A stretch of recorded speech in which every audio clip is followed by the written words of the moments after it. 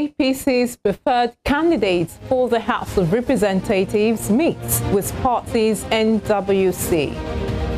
Gombe State Governor Inuwa Yahaya emerges as Northern Governors Forum Chairman. Presidential Election Petition Tribunal consolidates 3 petitions against Tinubu's victory. On the foreign scene, China's Xi Jinping calls for new socialist hybrid days after G7 criticism. Good evening. This is News at 7 on Westernspring Television. My name is Damilola Raphael. We begin with politics. The 2 anointed candidates of the All Progressives Congress for the leadership positions of the House of Representatives, Tajuddin Abbas and Benjamin Kalu, today met with the National Working Committee of the party. About 30 lawmakers-elect, comprising of members of the Joint Task Committee and loyalists of the current Speaker, Femi Gbajabiamila, arrived for the closed-door meeting around 2:18 p.m. this afternoon. Today's political roundtable marks the first time Mr. Abbas and Mr. Kalu will be meeting with the Senator Abdullahi Adamu-led NWC after the zoning arrangement was announced on May 8. The APC had microzoned the seat of Speaker to Abbas, while the rep-elect from Southeast, Kalu, clinched the Deputy Speaker slot. The arrangement has sparked outrage from other aspirants in the race, with many blaming the party leadership for not consulting them before making the announcement.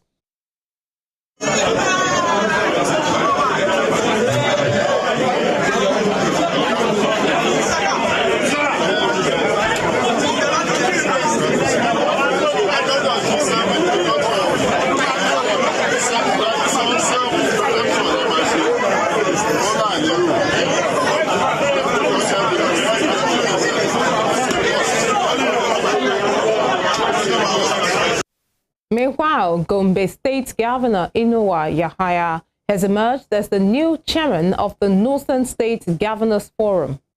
He succeeds the outgoing governor of Plateau State, Simon Bako Lalong, as chairman of the forum. Simon Lalong held the position for over 3 years and has just completed his term of office. However, Yahaya, who was elected governor in 2019, won his re-election bid to govern Gombe State for a second term in the 2023 general election. In Ogun, the governorship candidate of the People's Democratic Party during the 2023 general elections in the state, Oladipupo Adebutu, has called on the police authorities to investigate how details of the interim report of an uncompleted investigation were leaked to the press. Mr. Adebutu queried how the police interim report got to the media when the police had not completed the investigation. The governorship candidate, however, confirmed reports that he sued the Attorney General of the Federation, Abubakar Malami, the Inspector General of Police, Usman Baba, the Director of the DSS, Yusuf Bichi, and the Chairman of the EFCC, Abdul Rashid Bawa, over allegations of vote buying leveled against him.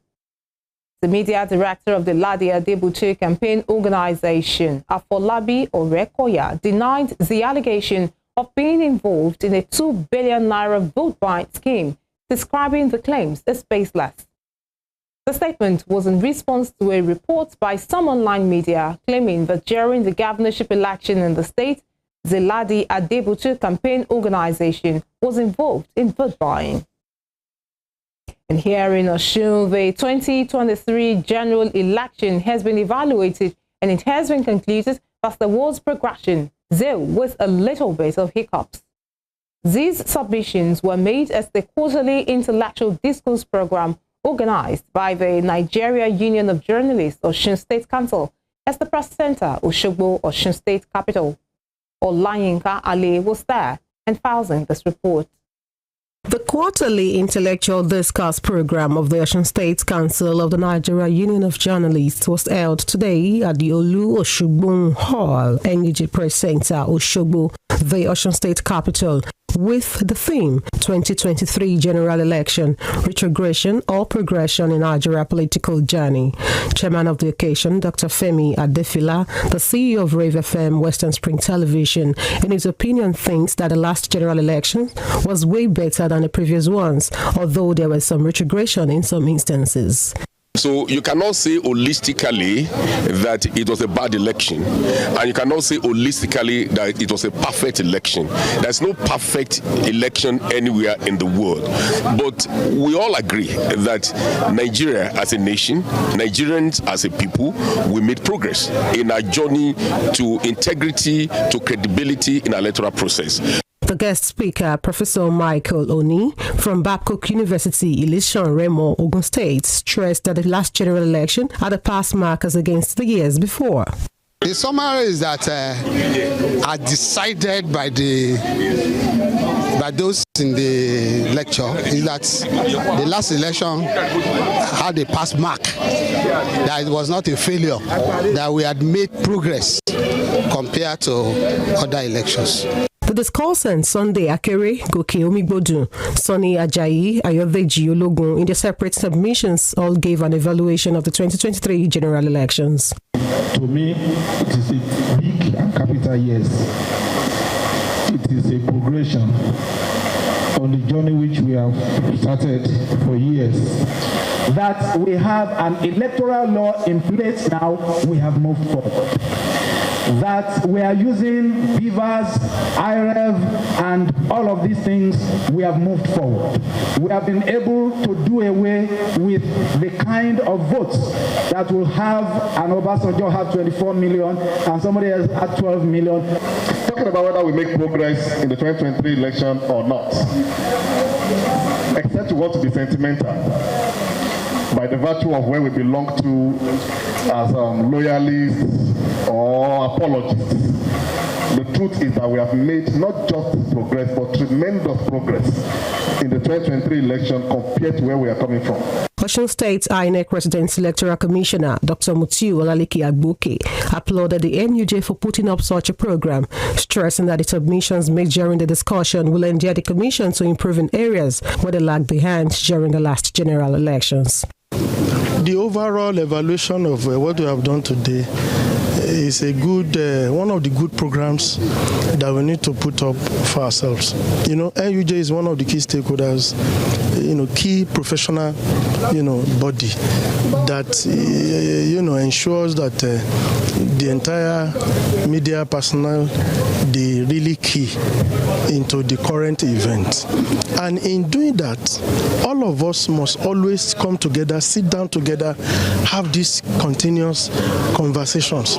Not conversation that is so partisan, not conversation that is divisive, but conversation that borders on the real key issues of our electioneering process. Wasiu Ajadosu, the Osun NUJ chairman, stated that it was important to set up such a discourse because there is a need to evaluate the performance of INEC in the last elections and suggest ways in which they can improve on their activities. Yes, there's a need for us to put this program together. You agree with me that by going by the constitutional stipulation, the media, the radio, other platform of mass communication, we have been given opportunity to hold those in government accountable and to hold the government institutions and agency parastatals accountable.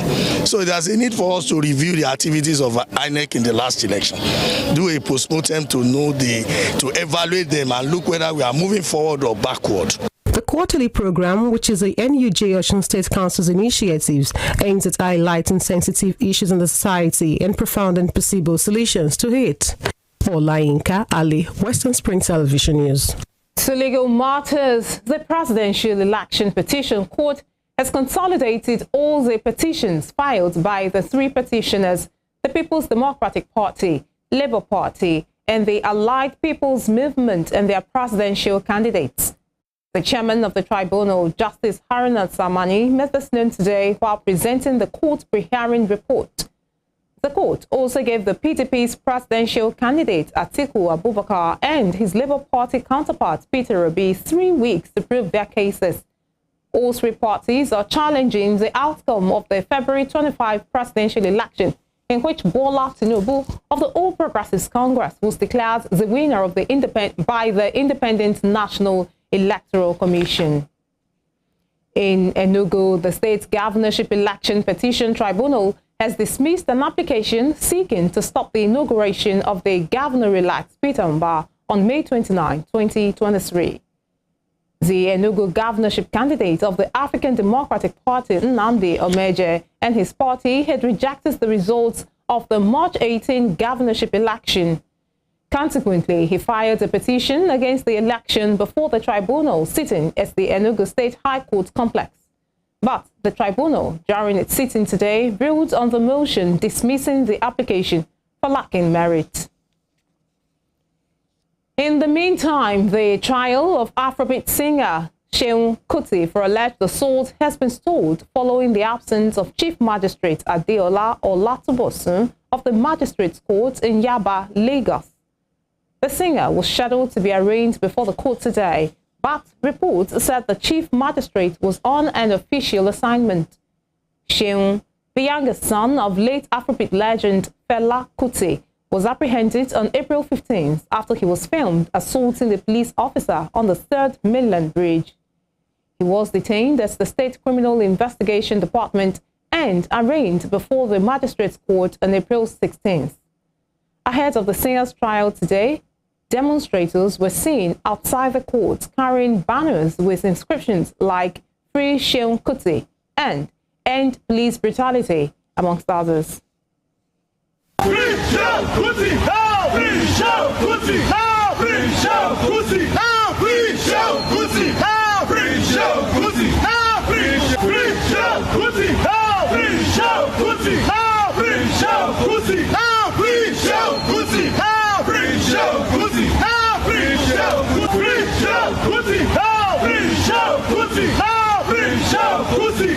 Free Seun Kuti! Free Seun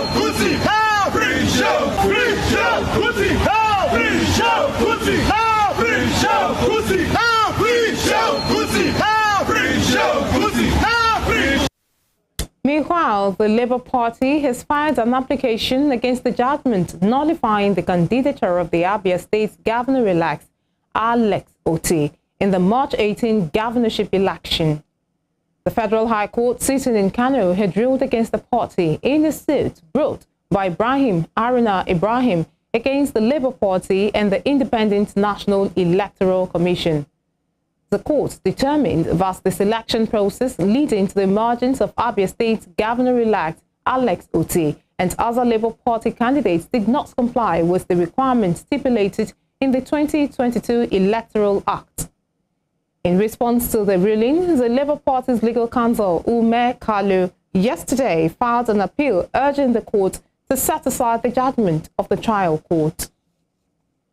Moving on, the Senate has confirmed the nomination of Abike Dabiri Erewa for reappointment as the chairman of Nigerians in Diaspora Commission, NICOM, for a second term. President Muhammadu Buhari had written to the Senate requesting that the upper chamber confirm her appointment. In a letter addressed to the Senate on May 2, the president requested the confirmation of Dabiri Erewa's reappointment. During today's plenary, the lawmakers paved the way for Dabiri Erewa's second term in office. The Senate also confirmed the appointment of Bernard Okumagwa, Patrick Aisowere, and Kurian Oshegbo as members of the governing board of the Niger Delta Development Commission. Elsewhere, President Muhammadu Buhari says he closed the country's land borders to encourage Nigerians to produce food for their consumption. He said although the move was initially criticized, Nigerians eventually appreciated it. President Buhari spoke today while inaugurating the new customs headquarters in Abuja, which reportedly cost 19.6 billion naira to construct. The president said he nominated Hamid Ali as Comptroller General of the Nigeria Customs Service because of his experience and competence. He said the late Sani Abacha, a former military head of state, gave Colonel Ali problematic tasks to accomplish. On his part, Colonel Ali said the increase in the salaries of customs personnel made them less susceptible to corruption. I think Colonel Hamid Ali, to make sure that I have peace in my mind, I again brought him here. Please note that from Lake Chad to Benin is more than 1,600 kilometers. Only a God can effectively guard that border. So you need a person who will have the energy and the competence to effectively supervise. And I deliberately closed the borders because knowing Nigerians, they order rice and give some Niger address, and then they bring the rice here. And with our land and our potentialities, we thank God, Nigeria is favored. We have people, we have land, we have weather. How many nations are so lucky as Nigeria in the world? Very few nations are as lucky as we are.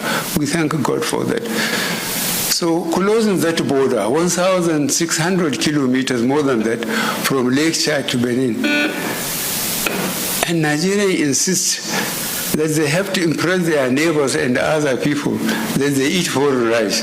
I said, no rice. You either you eat what you grow what you eat, or you die.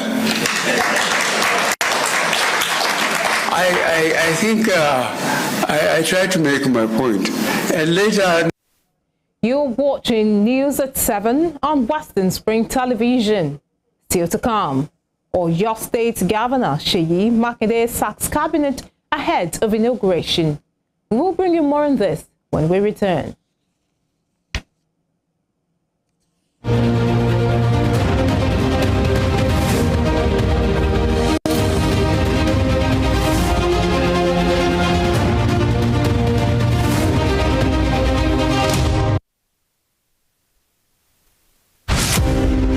Nelson Rolihlahla Mandela was an anti-apartheid activist who gave his all for the elimination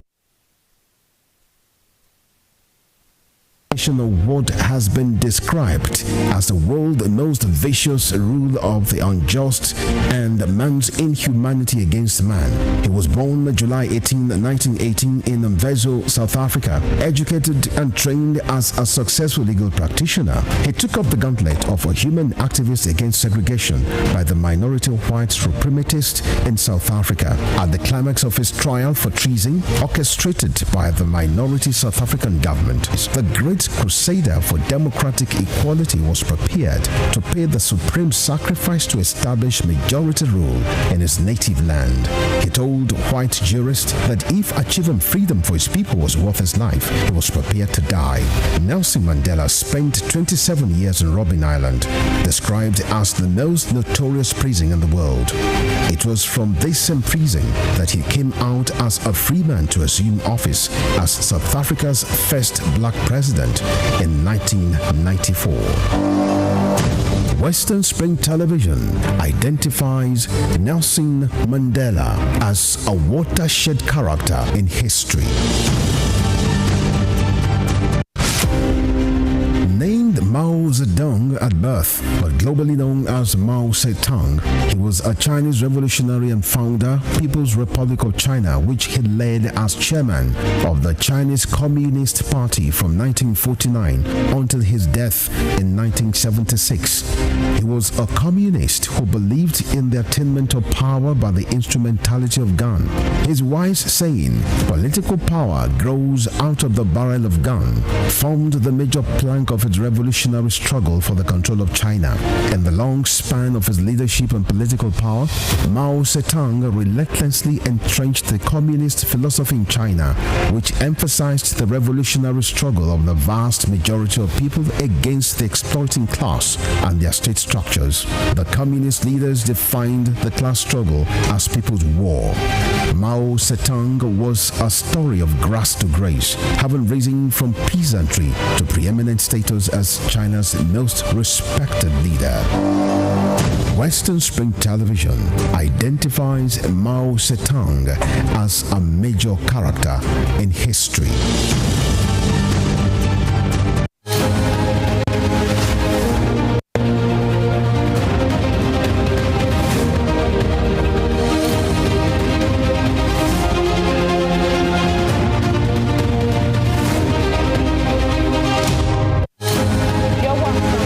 This is still News at 7 on Westernspring Television.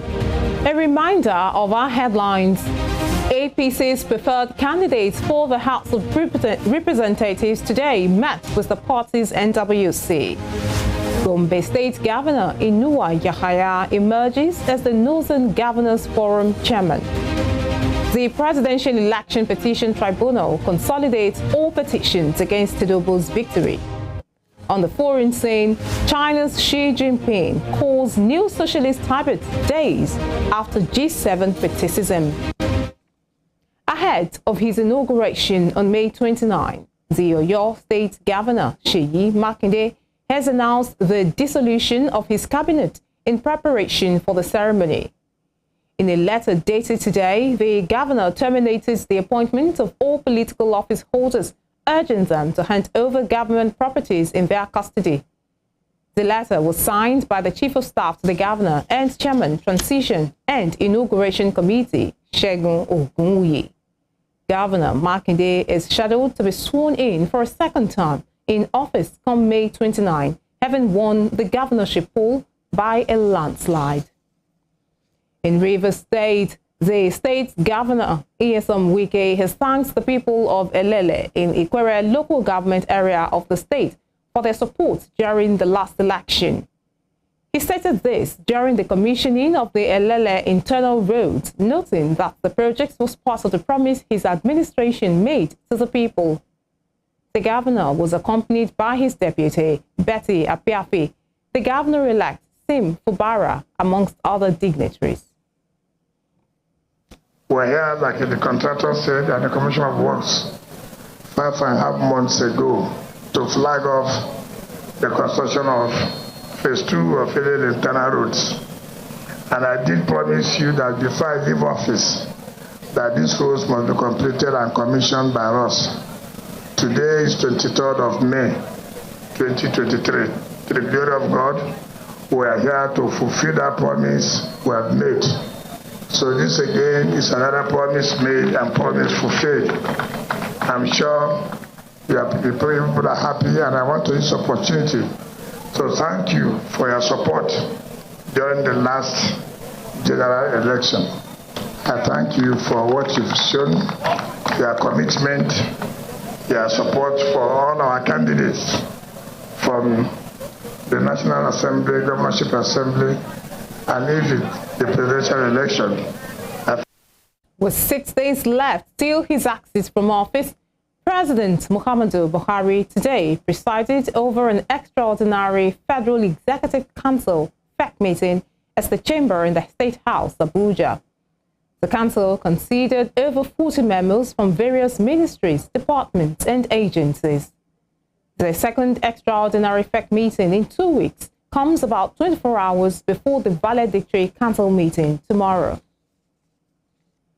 In Abia, the Speaker of the State House of Assembly has urged residents to remain calm following the increased presence of police and other security agencies. The Speaker, Chinedum Oji, in a statement signed by his Chief Press Secretary, said the increased security presence was to warn political actors working to destabilize the State Assembly to desist and told the path of peace. He noted that contrary to the insinuation in some quarters, the non-seating of members has nothing to do with any request from the executive. He added that there are no requests for approval of any appropriation by the executive that is pending before the House. It will be recalled that some members of the Abia State House of Assembly, including the former Deputy Speaker, Ifeanyi Uchendu, were slammed with suspension by the House after a failed impeachment plot against the Speaker. In other news, the Ekiti State government has appealed to warring communities and owners of 55,000 hectares of land acquired and designated as an agricultural processing zone to eschew violence. The government made the appeal today while interfacing with angry landlords from Iyemeru-Esun, Odoro, Itakpaji, Ikpao, Okeayedun, and Okeako Ekiti, who are owners of the sprawling parcels of land acquired by the government to propel the initiative. The deputy governor, represented by the permanent secretary in her office, Abayomi Okpayemi, says the host communities in Ekiti North Senatorial District will enjoy speedy economic development if they allow the policy to thrive. The government noted that the initiative was intended to enhance food security and create jobs in the state. The engagement stemmed from a letter received from the Ekiti State Ministry of Agriculture over agitations and displeasure among the landowners in the donor communities. Moving on to the foreign scene, China's President Xi Jinping has called on Tibet to build a prosperous, harmonious, and new socialist Tibet underpinned by unity and civility, days after a group of 7 nations expressed concern over the human rights in the region. In rare comments on Tibet, Xi said the region should step up efforts to promote high-quality development after overcoming centuries of extreme poverty. Tibet's economy expanded to $31 billion by value last year, matching China's national growth rate of 3%. Despite its rapid economic development, China has often been accused of stifling religious and cultural freedoms in the region. In a communiqué released after a gathering of G7 leaders in Hiroshima over the weekend, the group said it will keep voicing its concerns about the human rights situation in China, including in Tibet, angering Beijing. According to state-run Xinhua, Mr. Xi, in a congratulatory letter to a forum in Beijing on Tibet's development, said people's happiness is the ultimate human right, while development holds the key to delivering better lives to the people.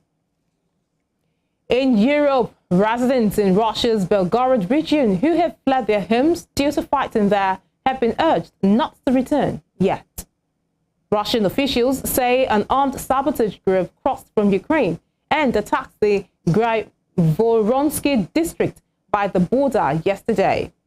Moscow has now launched a terrorism investigation as fighting continues. Ukraine denies responsibility and said Russian citizens from 2 paramilitary groups were behind the incursion. No deaths have been reported in the fighting, but a number of people are believed to have been injured. Elsewhere, vandals have attacked the grave of Mahsa Amini, the young woman whose death in custody last September sparked anti-government protests across Iran. Photos from her family showed a pane of glass covering her tombstone and portrait was smashed at Aichi Cemetery in the western city of Saqqez. Her brother posted on Instagram that it was the second attack in recent months without directly blaming anyone. Mahsa died in hospital in Tehran on the 16th of September, 3 days after she was detained by morality police in the capital for allegedly violating Iran's strict rules requiring women to cover their hair with a hijab or headscarf. And turning to the United States, President Joe Biden and top Republican Kevin McCarthy have called their latest talks on the debt ceiling productive, but no deal has yet been reached. The debt ceiling is a spending limit set by Congress, which determines how much money the government can borrow. Failure to raise it beyond the current cap of roughly $31.4 trillion by June could result in the U.S. defaulting on its debt. President Joe Biden and House Speaker Kevin McCarthy could not reach an agreement Monday on how to raise the U.S. government's $31.4 trillion debt ceiling with just 10 days before a possible default that could sink the U.S. economy, but vowed to keep talking. The Democratic president and the top congressional Republican have struggled to make a deal as McCarthy pressures the White House to agree to spending cuts in the federal budget that Biden considers extreme, and the president president pushes no taxes that Republicans have rejected. McCarthy is not willing to consider Biden's plan to cut the deficit by raising taxes on the wealthy and closing tax loopholes for the oil and pharmaceutical industries, and is focused on reducing spending in the 2024 federal budget. The debt ceiling is a spending limit set by Congress, which determines how much money the government can borrow. Both sides stress the need to avoid default with a bipartisan deal after Monday evening's meeting, however, and signals that they'd be talking regularly in coming days. We need to cut spending, but here's the disagreement. I think we should be looking at tax loopholes and making sure the wealthy pay their fair share. I think revenue matters, as well as long as you're not taxing anybody under $400,000. And so we still have some disagreements, but I think we may be able to get where we have to go. We both know we have a significant responsibility. I felt we had a productive discussion. We don't have an agreement yet, but I did feel the discussion was productive in areas that we have differences of opinion. We're going to have the staffs continue to get back together and work on some of the things that we had talked about. So. Democrats and Republicans have until June 1 to increase the government's self-borrowing limit or trigger an unprecedented debt default that economists warn could bring on a recession. Treasury Secretary Janet Yellen on Monday offered a sobering reminder of how little time is left, saying the earliest estimated default date remains June 1 and that it is highly likely that Treasury will no longer be able to pay all government obligations by early June if the debt ceiling is not raised. A default would crack open the foundations upon which our financial system is built. And it's very conceivable that we'd see a number of financial markets break, with worldwide panic triggering margin calls, runs, and fire sales. Republican Representative Patrick McHenry ruled out any partial budget agreement to raise the debt ceiling. The president sent a credible team. I'm sorry. Half of it, 2/3 of you know Shalonda Young personally, right? He sent warriors up here on behalf of his administration. That's who he sent up. That's who we're negotiating with. They're a highly credible team. They're a tough negotiating team. These are tough discussions that we're having, but they're honest. We're honest with each other. So what I talked about was a lack of urgency. Any deal to raise the limit must pass both chambers of Congress and therefore hinges on bipartisan support. McCarthy's Republicans control the House 222 to 213, while Biden's Democrats hold the Senate 51 to 49. It will take several days to move legislation through Congress if and when Biden and McCarthy come to an agreement. McCarthy said that a deal must be reached this week for it to pass Congress and be signed into law by Biden in time to avoid default. A failure to lift the debt ceiling would result in dire consequence by triggering a default that would shake financial markets and build interest rates higher on everything from car payments to credit cards. Temi Takpe Ajijola Oluwaola, Westernspring Television News. And still ahead, President Muhammadu Buhari has flagged off the Wadi B drilling campaign. We have more on these and other business stories after this break. Please stay with us.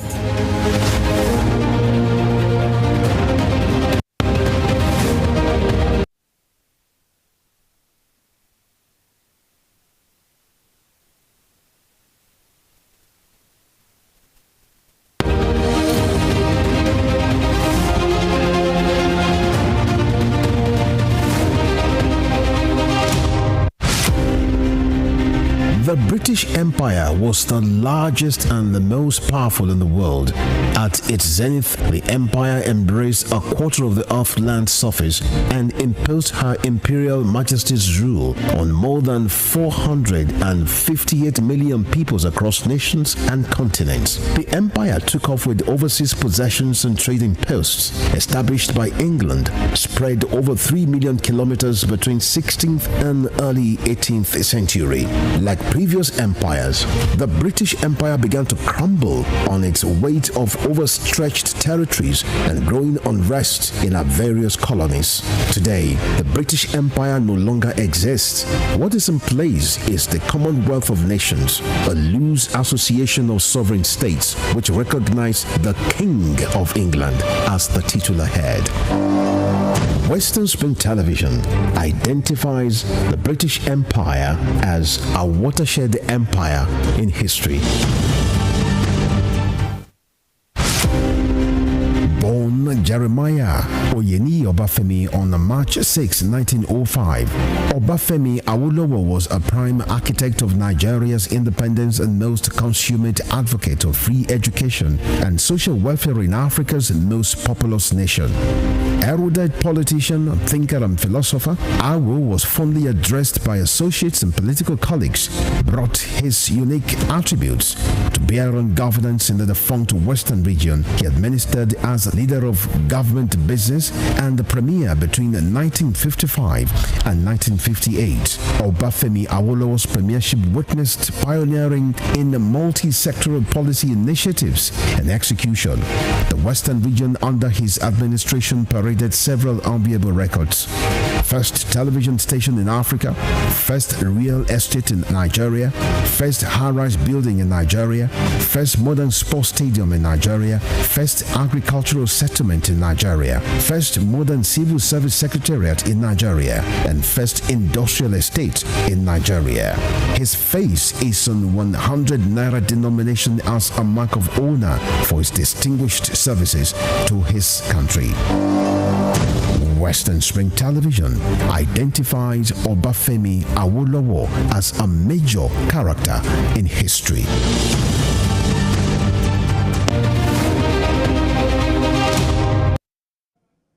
You're welcome back. Now to business. 5 years after the search for oil at the Lake Chad Basin was suspended, President Muhammadu Buhari has flagged off the Wadi B drilling campaign, expected to yield 732 million barrels of crude oil in the coming years if successful. The search for oil in the Chad Basin was suspended in 2017 after Boko Haram terrorists abducted scientists and geologists working for a subsidiary of the Nigerian National Petroleum Corporation, leaving some dead. The Wadi B well is located in Tuba Community, Jere local government area, 50 kilometers away from Maiduguri, the Borno state capital. Speaking virtually at the flag off, President Buhari said the event marks the formal resumption of physical activities and the exploration of crude oil and gas in the Chad Basin area. Also speaking at the event, the group CEO of NNPC Limited, Mele Kyari, expressed confidence that the drilling campaign will be successful, adding that the last oil drill performed as the basin was done in 1995. Into the Chad Basin. The consequential effect of the likely positive outcome of the Chad Basin exploration campaign is an increase in national crude oil and gas reserves and production, enhanced national energy security, and greater prosperity for our people. I look forward to a successful drilling campaign in the Chad Basin through the collaborative efforts of NNPC Limited, the Nigerian Upstream Petroleum Regulatory Commission, government security agencies, and other stakeholders, including the people and government of Borno. As the administration of President Muhammadu Buhari winds up, Nigerian economy has witnessed significant change that has taken a toll on many Nigerians. In this report, Tobi Sanusi examines the Nigerian economy under the Buhari-led administration. Riding on the wings of the popular change mantra when he was sworn in as the fourth president of the Federal Republic of Nigeria since 1999, President Muhammadu Buhari said hopes of economic resuscitation in many Nigerians as the country had just recovered from economic recession during the President Goodluck Jonathan's administration. As at that time, inflation rate stood at about 9% according to the National Bureau of Statistics, but it didn't take long before it spiraled into about 22% that it stands now.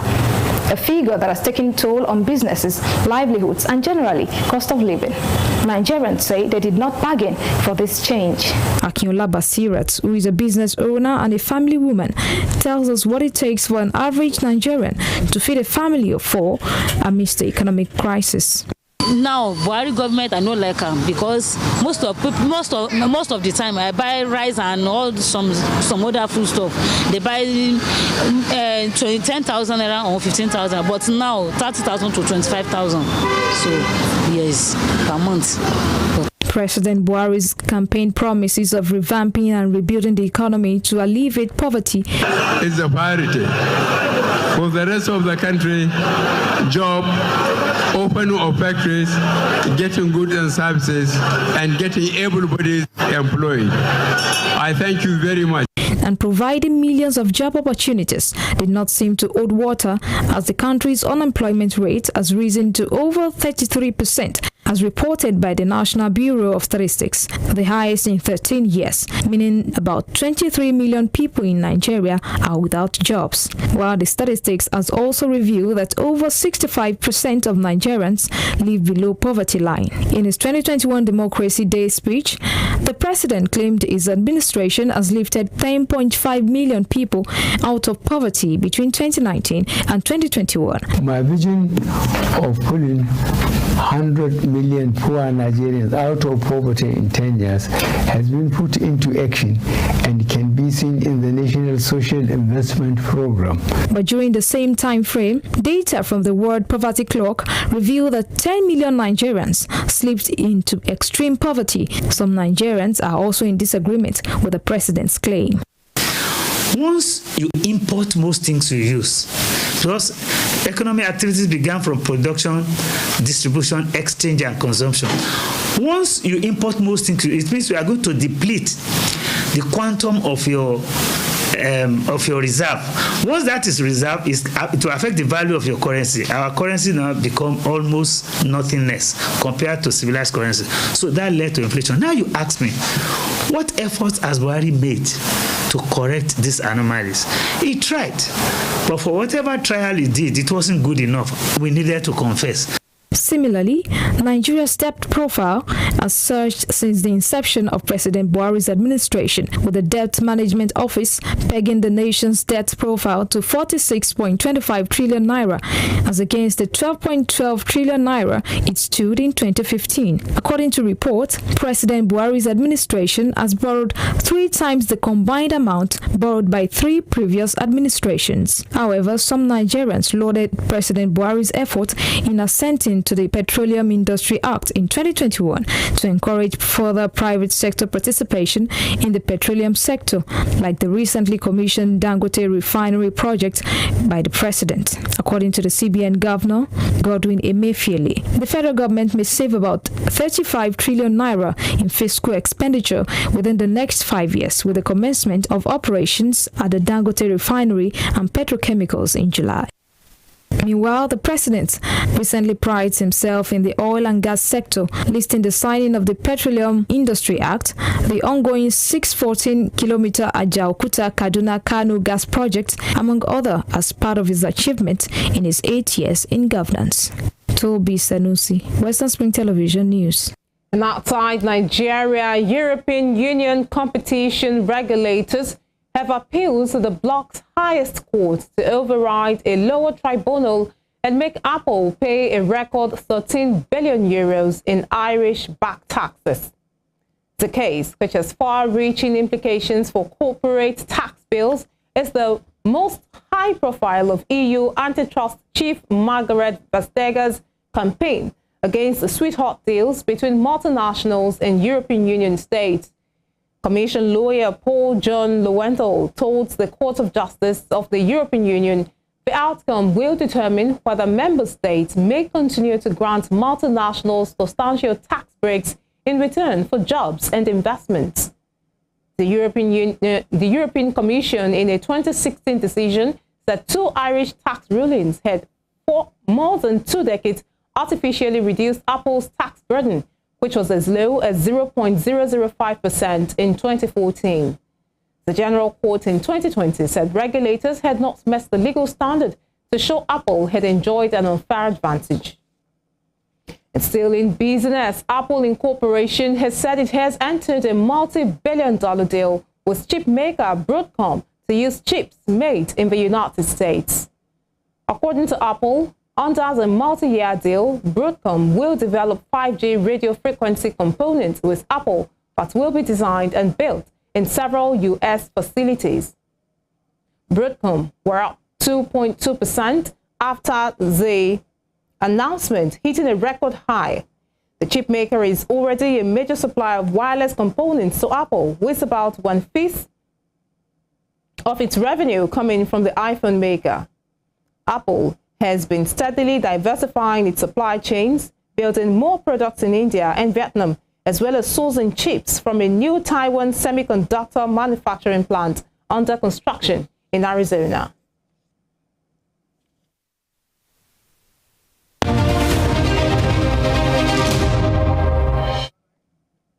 Welcome to Sports World. Manchester City boss Pep Guardiola has lavished praise on Brighton manager Roberto De Zerbi on his impact on the Seagulls. Guardiola, who has won 11 league titles in 3 different nations, made this known in his pre-game press conference ahead of his side's clash with the Seagulls. Guardiola stated that Roberto was one of the most influential managers in the last 20 years, adding that he can learn from the Italian. Under 43-year-old Italians, Brighton have qualified for Europe for the first time in their history, with Guardiola adding that there is no team playing the way they play. De Zerbi joined Brighton from Ukrainian side Shakhtar Donetsk, following spells in charge of Italian clubs Palermo, Benevento, and Sassuolo. A lot. So congratulate for Brighton for this incredible achievement to get in this league the Europa League. I think it's Roberto's one of the most influential.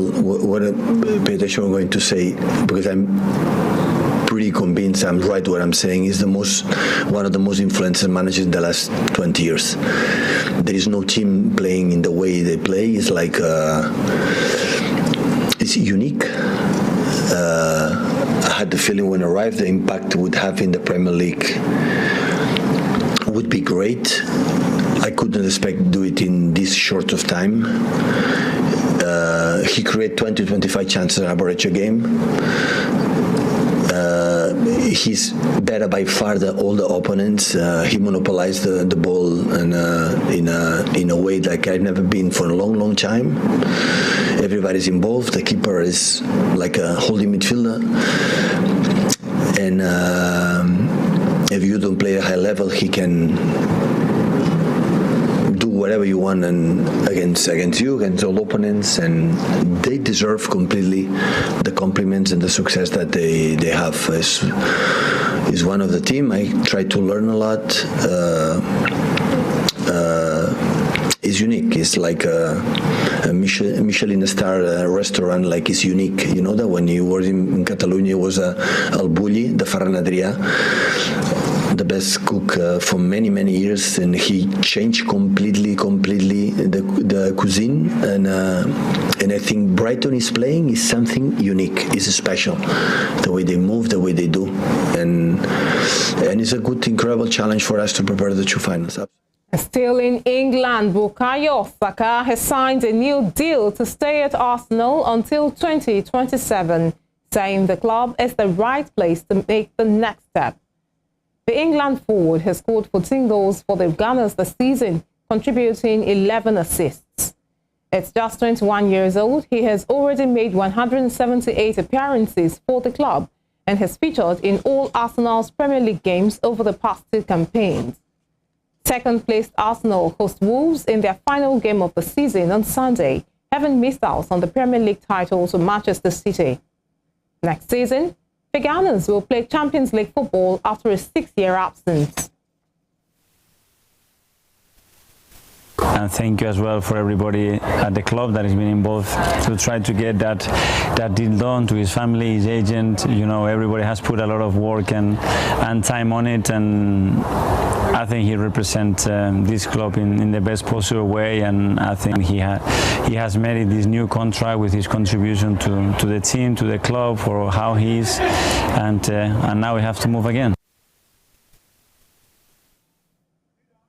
Away from England, police in Spain have detained 3 people in connection with racist abuse directed at the Real Madrid footballer Vinicius Jr. during a match on Sunday. Police said in a message on Twitter that the 3 are aged between 18 and 21. The Brazil international, who is black, has been subjected to such abuse numerous times this season. The latest incident during an away match at Valencia has sparked outrage in both Spain and Brazil. And that's all at this hour. But before we go, here is a recap of our major stories.